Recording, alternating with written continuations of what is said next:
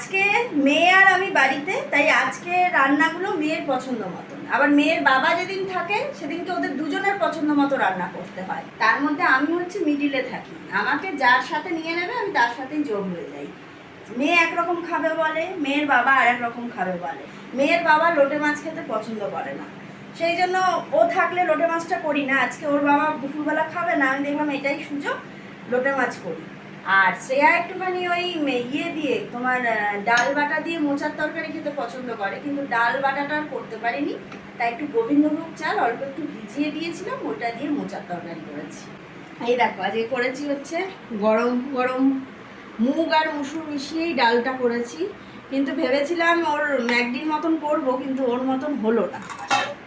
আর করেছি হচ্ছে এই দেখো গোবিন্দভোগ চাল দিয়ে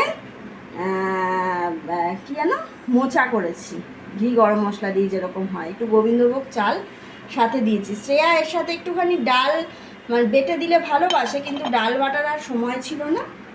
আর এই যে লোটে মাছ, বেগুন দিয়ে আলু দিয়ে লোটে মাছ করেছি।